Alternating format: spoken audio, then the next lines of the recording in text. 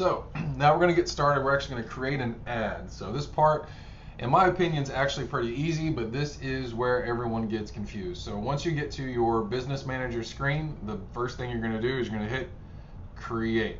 So here you're going to have a bunch of different things to consider. Are you creating an ad for brand awareness, for reach, for traffic, engagement, app installs, you're trying to get conversion. So ultimately, at the end of the day, what we generally set up our ads is for messages, right? Well, we want the potential customer to send us a message so that we can start interacting with them and convert them into an actual lead.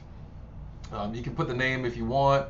Nomenclature, when it comes down to it, we generally would put, because we're an agency, we would put the name of the company. So I'm just going to make something up, 7Solar, and then we would put the name of the campaign, which is, this is going to be solar rebate, and then we would generally put in the target, like the targeting, and then the radius and the reach. So targeting, so this would be like whatever the demographics are, whatever the radius is. So if we're going out 15 miles, 20 miles, 30 miles, and then the reach. We would use this same kind of nomenclature when it comes down to the actual ad set itself and the ads. Now the ad, if you're running different creatives, different ad copy, then each ad would have its own, outside of that. So like if you had one that was, red letters, then you would put dash red letter. If you had one that was blue, dash blue letters, so on and so forth, right? So right here, now solar technically could fall into the special ad category, but I've found that sometimes you can get away with not putting it. So I'd recommend in the beginning not putting it in a special ad category, because this will actually allow you to better target the audience. Campaign budget, that's going to be up to you, but generally always go to lifetime budget. Set whatever you want to do. I generally recommend at least $250 per week. So normally our campaigns, we'll set them up for 2 weeks with a $500 budget. Sometimes we'll do 2 weeks with a $2,000 budget. Just depends on who we're doing campaigns for. But what will happen is it'll start. Sometimes it'll work. It goes to the learning phase in the beginning, and then it'll start to spend a little bit more towards the middle of the campaign. So that's really up to you. Budget is ultimately, that's up to you how much money you have. You can do the A/B testing. Don't necessarily recommend it. We actually go through a process of optimization that we do on our own every 24 hours that we found that actually helps with the learning phase a little bit faster than with the Facebook algorithm. So here we're going to choose our ad type. Click to message is what I recommend. Again, when someone clicks on the ad, if they click the image, it's automatically going to shoot a message to the page. Right here, we've got Facebook. We'll just set it up for ads at Slay. All right, so the start date is generally, it's going to be the time that it is whenever you start doing your ad. What you'll find, sometimes as you get going, if it takes you a while to set up your ad, it'll actually say that the start time is in the past. So you just need to go in there and move that up, a few minutes or whatever, to get it to where it's sometime in the upcoming future. So you can set this here 3 days, 1 week, 2 weeks, 1 month, 2 weeks, whatever, custom. So like I said, generally that's going to be up to you, depending on how much money you want to spend. I would generally, when we set up the ad, you're going to want the start time and the end time to kind of be within your office hours, right? Because if you're planning on running your ad till Friday at 9:30, then you're going to need to have someone watching those leads as they come in Friday at 9:30. I would recommend probably if your work week ends on a Friday and no one's going to be watching those incoming leads, I would probably recommend cutting them off at like 2:30, 3 o'clock, because then you may still get some residual where people saw the ad and they're still reaching out, but you're going to get all your ad spend spent before the end of the ad, so that this way you're not wasting ad dollars when there's no one on the page to actually be able to convert those into leads. So again, that's really just up to you. It depends on what you want to do. So again, 2 weeks is what we run. Now, different audiences, right? So there's different types of audiences you can run. So you can run custom audiences, you can run core audiences, or you can run lookalike audiences. I would recommend if you have a brand new page, there's no point in running lookalike audiences because you don't have anyone that's actually interacted with your page yet.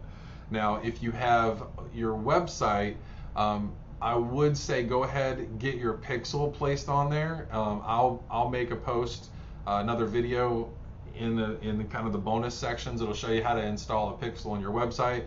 It's pretty simple. It's basically just a line of code. I don't know whether it'll be you that installs it or if you had someone that created your page, but definitely want to have a pixel. And then what you can do is you can target people that have been to your website. You can target just those people with specific ads. So that's just a good way of a good targeting practice. Now, when you're first getting started, you're going to probably use one of the three, or if not all three of the targeting audiences that we have laid out. So broad, ages 35 to 65, all genders. You're going to leave the interest empty, and automatic placements. Household income is basically the only way you're going to sort, is going to be based upon people with household income. Narrow, again, household income. The top 10% of the zip codes. This is going to be the top 10 to 25. Again, all three of these would be different ad audiences. So basically, they'd all be a different ad set. Why can't I find my ads? Okay, so here, again, you're just going to change the age. If you're in a special ad category, it will not let you change the age. But 35 to 65, we've just found that actually really helps.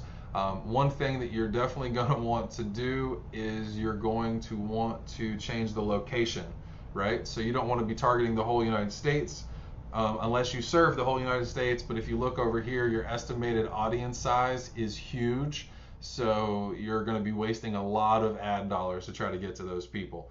So here you're going to get rid of United States, and you're going to put, whatever area you serve. So, and you want it to be people living in the location, not people that are visiting, right? So I live in Merritt Island. I'm going to put Cocoa Beach just to give you an idea. Cocoa Beach, Florida, as it loads. Cocoa Beach, Florida, 258,400 to 305. If I change that to people living in or recently visited, that number goes up by 30,000. So that's 30,000 more people that I'd be serving ads to that don't live in the area. That would literally be a waste. Now, there are in some instances, depending on what type of business you're in, where you would want to target people that are visiting, right? If you're a restaurant, if you're urgent care. I mean, there's a million different kinds of things where people that are visiting would want to, some kind of attraction, something, maybe you're a product, you would want to be able to target those people. But just make sure you check that out. If you're not in a special ad category, you can go down to 10 miles. If you are in a special ad category, it only lets you go down to 15 miles. So just keep that in mind. Another couple things you can do here, if you wanted, you can exclude different areas. So if I wanted, I could do Cocoa Beach, go out 10 miles, and then I could go exclude. You could technically, where's it at? Technically, you could exclude people that aren't homeowners, things of that nature. But again, we're going to go out a wide audience. This is going to be our broad audience. I'd probably go out realistically 25 miles, because that's, if I was selling solar, I'd be willing to drive 25, maybe even 30 miles to get a lead. Now we're, it's defined. We're 293,000 to 345,000 people that we can serve ads to. And then that's pretty much it. There's really nothing else left to do except to go ahead and get into your actual ad. So this is going to be the ad level. On the ad, if you had an Instagram account, like an Instagram page, you'd go ahead and you would attach that to your Facebook page. You can literally connect the account by clicking there. Then single image or video. That's what I recommend doing. Multiple images, the carousel, a lot of times it just doesn't work as well.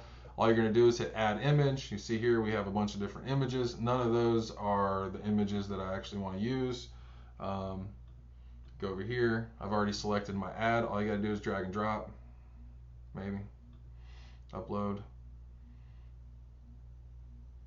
Why am I not finding my stuff?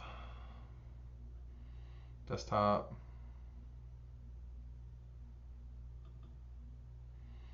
Solar. I liked this one, save 80%. Matches our ad copy. So I'm just going to select that ad. Original. What will happen here is in the story mode, all it's going to do is it's just going to extend the color on the top and the bottom, and it'll just make it blend. So it's really no reason to crop or go with 9:6 or whatever. If you wanted, you can. That one actually looks pretty good. I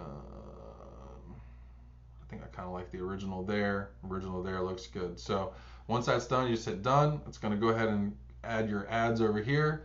And then I have ad copy that we have already used. I'm choosing sample 1 from our solar ad copy. So primary text right here, you're just going to hit Control V. You know, I'd already copied it from the other screen.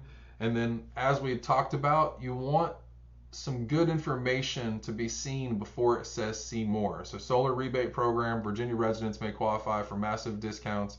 I guess I should change that from Virginia to Florida since we're looking in Cocoa Beach.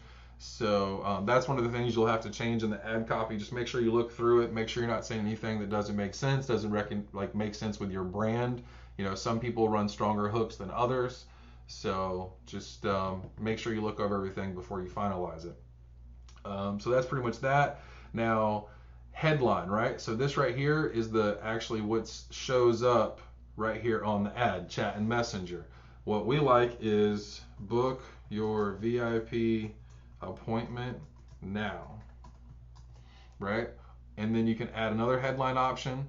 I generally recommend, I don't know why it's telling me I can't do that. It doesn't matter. And then generally we're going to put in a couple different options. See if you qualify. That's another good one.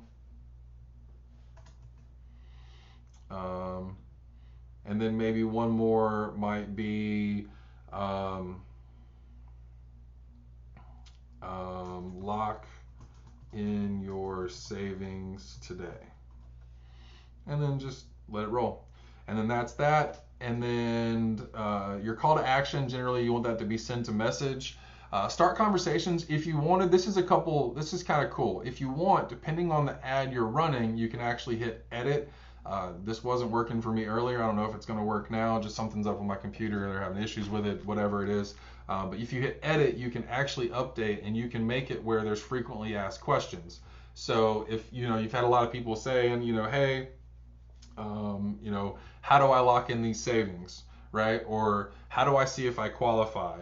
Or how can this be true? And you can literally have those as frequently asked questions, and then you can have auto responses that automatically reply to those. That actually is part of the conversion process that we'll talk about in future videos. But you want to be able to make sure, part of conversion is you want to be able to make sure that you respond in a timely manner. So setting up those conversation starters, that's a good thing to do. It's really plain, really simple. You just hit edit, add the 3 questions, and then save it. You can save it as whatever you want to save it. So if you're running different types of ads, you can have different types of conversation starters. And that's pretty much it. After that, you're just going to hit publish. Generally, what I would recommend doing as far as some of our best practices, right? Now that we have the ad created, what I would normally do is I would go to quickly duplicate. I don't know why it's not allowing me to. I don't know. Something's going on. Normally it would allow me to quickly duplicate. I'm not sure why. So, but I would just quickly duplicate it. I would leave everything the same. The only thing that I would change would be the image. So I would literally just change that image. It would be a duplicated ad. It would have it. You want to make sure that you change the name up here because it'll say duplicate or copy of. Actually is what it says. It'll say copy of 7Solar. So what you would do here is you would just go to edit media. Remove all, and then you're going to go to add media, add image, and then you're literally just going to pick a different image. So if you had another image that made sense, I can't really see this one too well. Save $100, $200, or even $500 a month. I think that one's actually pretty good for the ad that we have running. And then just hit original. It gives you all these things and saying they may not work. It's perfectly fine. As you see right here, it just adds the color blue, you know, above and below so that it looks like it's actually made that size. So, and then at the end of the day, I would do that. I would have 2 or 3 of these different ads, and then you're going to go up here and you're going to I don't know why it's not allowing me to do it, quickly duplicate the actual ad itself. I'm sorry, the ad set. So the ads you're going to duplicate 3 times, 3 different images. The ad set you're going to duplicate 2 more times. And then you're going to change your targeting audiences to match these, right? So you already have your broad targeting audience. When you go into your middle target audience, it's going to be detailed targeting, income, household income, top 10 to 25% of zip codes. So to do that, we're going to go back to the ad in here. I think that's why it wouldn't let me, because it's in the past. I guess I can just do that. Now it won't be in the past. So when you get to your target audience, you're going to go to, it's still not letting me quickly duplicate, but you're basically going to go down here and it's going to have detailed targeting. You're going to go here, you're going to go income, household income, top 10 to 25% of zip codes. You're literally going to hit that. And now you're going to be serving your ad to 45 to 52,000 people. You're going to hit next, and you're basically going to publish that, and it's going to have all 3 of the images and the ads already in it. The only difference between this ad set and the other ad set is going to be that it actually has the income, 10 to 25% of zip codes, and then you're going to duplicate it, have one more, type in income, and you're going to have top 10% of zip codes. You could even do, depending on, yeah, see, that's too small. The top 5% is too small. But you could just play around here. There's other interests you can actually look up too. We have a whole list, you know, green or eco, house and home. These are different types of interest that you could actually add to your ad sets. So for each different product, for each different industry, we have these available in each of our classes. And you basically just pick which, you know, makes the most sense for you. So zero energy building, to give you an idea, or green building, you would literally just go in here, type in green building. There it is, boom, green building, interests. Now we're down to 4,600 to 5,400 people that are in this 30-mile radius. So what that means is we're very defined. So if we're going to give out, you know, roughly it's